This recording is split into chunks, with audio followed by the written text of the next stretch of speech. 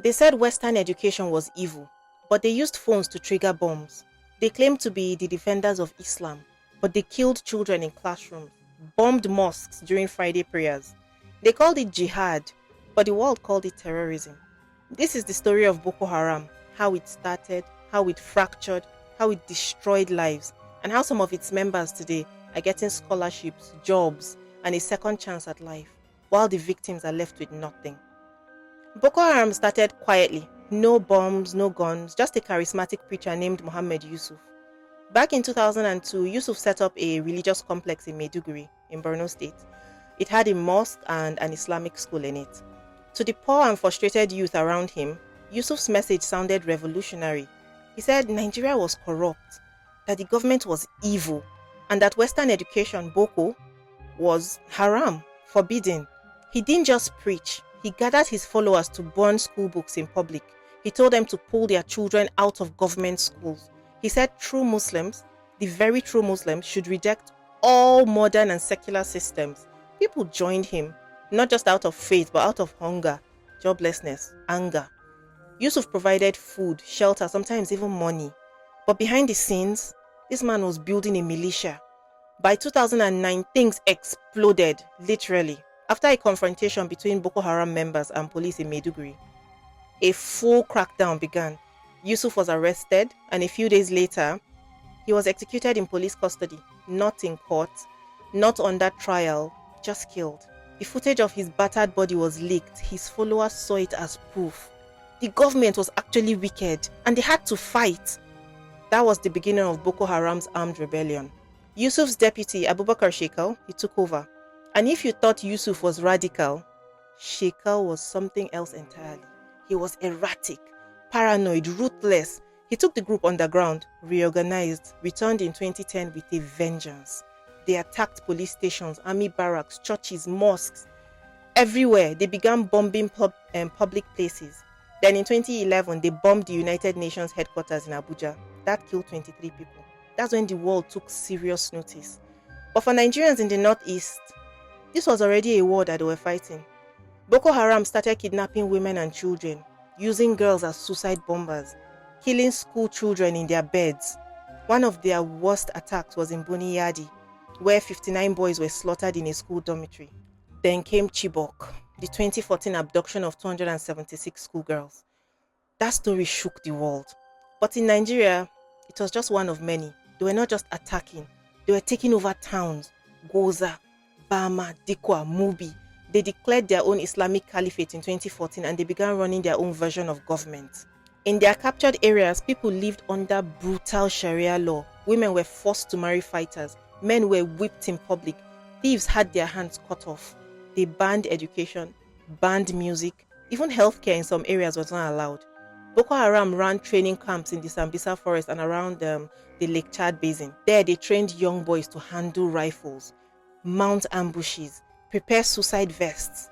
Many of these boys were child soldiers, abducted from their families, drugged, forced to kill. Some others joined willingly, lured by maybe food, false promises, or revenge. Boko Haram funded itself through looting, bank robberies, kidnapping for ransom. They also taxed people in their occupied towns and they raided humanitarian convoys. Some reports suggest that they received external funding in the early years, but most of their money it came from violence. And while this was happening, the Nigerian military was struggling. There were constant reports of corruption, sabotage, missing funds, even soldiers running out of ammunition mid-battle. Some politicians were accused of secretly supporting Boko Haram, or at least turning a blind eye to them. As for Shekau, people started saying he couldn't be killed. Between 2009 and 2021, the Nigerian military claimed at least 5 times that he had been killed. Each time he would just pop back up with a new video, ranting, waving a rifle, quoting scriptures, mocking the government. Some people started joking that had this man been cloned, because he keeps coming back. Others say maybe he has body doubles. Whatever the truth, he survived airstrikes, gun battles, assassination attempts for years. But his leadership was chaotic. He killed civilians indiscriminately, even other Muslims. That's what eventually pushed ISIS to step in 2015. Boko Haram pledged allegiance to ISIS, rebranding itself as Islamic State West Africa Province, ISWAP. But soon, ISIS replaced Shekau with another leader, Abu Musab. Shekau refused to step down. The group split. Now there were two terror groups. Boko Haram, still led by Shekau, unpredictable, violent, and extreme. And then there was ISWAP, more strategic, focused on military targets, slowly winning more influence. The infighting between the two groups, it was brutal. They ambushed each other, executed defectors, burned rival camps. In 2021, ISWAP fighters surrounded Shekau in the Sambisa forest, and rather than surrender himself, he blew himself up with a suicide vest. For real this time. Even ISWAP confirmed this man was dead now. But Boko Haram wasn't gone. Its fighters scattered into smaller cells. Some joined ISWAP. Others continued as rogue attackers. And the violence did not stop. By 2022, Boko Haram and ISWAP, they had killed over 350,000 people. This is according to UN estimates. That includes combat deaths, starvation, disease caused by displacement.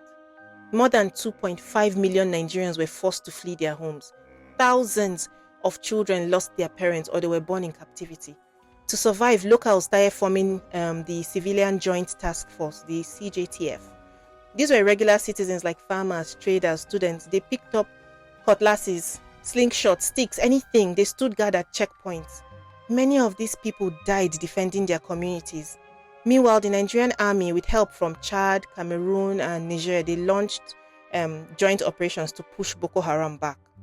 Chad, under President Idris Deby, was especially aggressive. They were leading assaults that wiped out major camps. The government introduced a program called Operation Safe Corridor. It offered amnesty, rehabilitation, jobs, and in some cases, even scholarships to Boko Haram fighters who had surrendered. This is when things got deeply controversial because while thousands of Nigerians were still in IDP camps, living in tents, drinking dirty water, former Boko Haram members, they were seen being trained in vocational centers, eating 3 meals a day, wearing white, clean clothes, even getting support to study abroad if they wanted. To many Nigerians, this felt like betrayal. Imagine losing your child to like a bombing and then watching the bomber get reabsorbed into society like nothing happened. People asked, okay, so where is the justice? They said, what about the victims?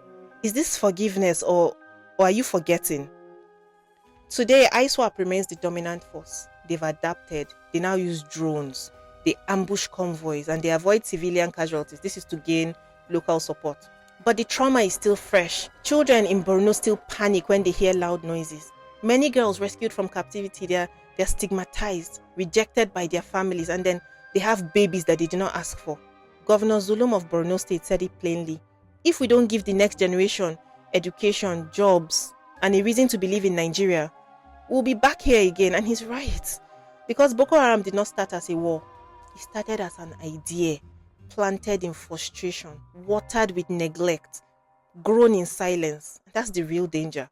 Because if we don't learn from what happened, it can happen again. Let me know what you think in the comments.